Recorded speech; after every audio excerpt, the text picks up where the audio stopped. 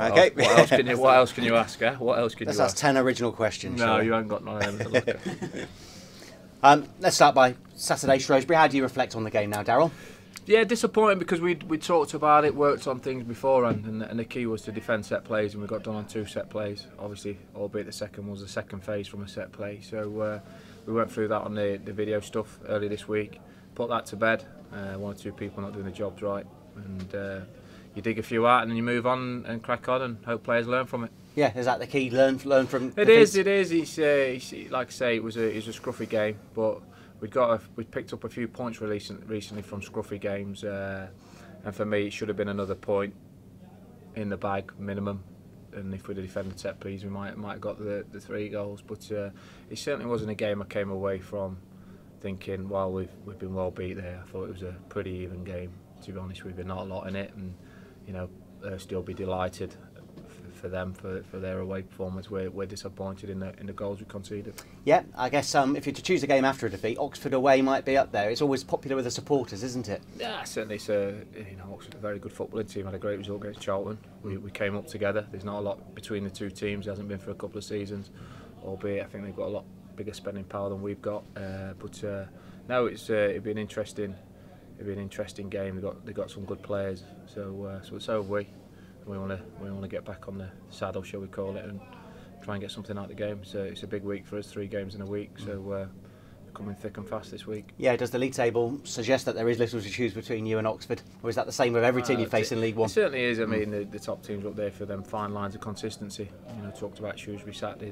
They've won a lot of games on set pieces and clean sheets, and the fine lines in this league are.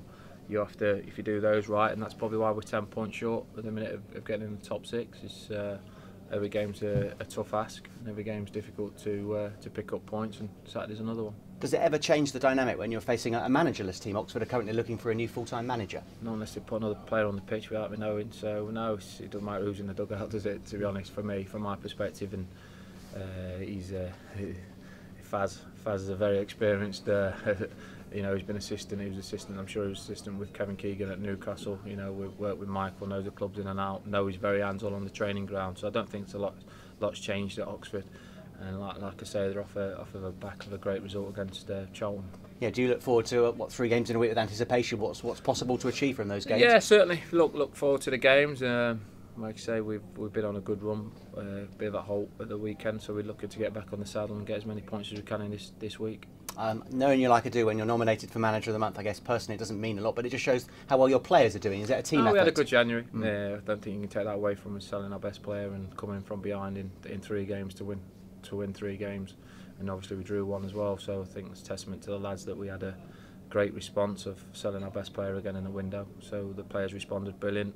Shows yet again that we've never been a one-man team, and certainly you can see that by the last 2 windows. Yeah, how are the new lads settling in, Tony and Carl? Yeah, no, Tony, Carl and Bernard. It's going to take a bit of time. We do a lot of work on the training pitch. We don't. And when you put 3 members into your squad, there's a lot of work to be done on the training pitch. So they'll take time to get bedded in, and we'll make sure that they fit into the criteria of what's needed in. I know what sort of lads they're going to be anyway, but making sure that we're getting the details into them in the training pitch, how we do things and how we go about things. But they fitted in great as lads. Are you automatically patient with new signings? I remember when Rory joined, he scored all those goals early on. But generally, does it take time to settle in? Not always. Tony comes straight in, doesn't it? So we'll see what happens Saturday. Don't like to give too much away from my selection. It's nice to see 1 or 2 of the injured maybe back as well. So we'll see.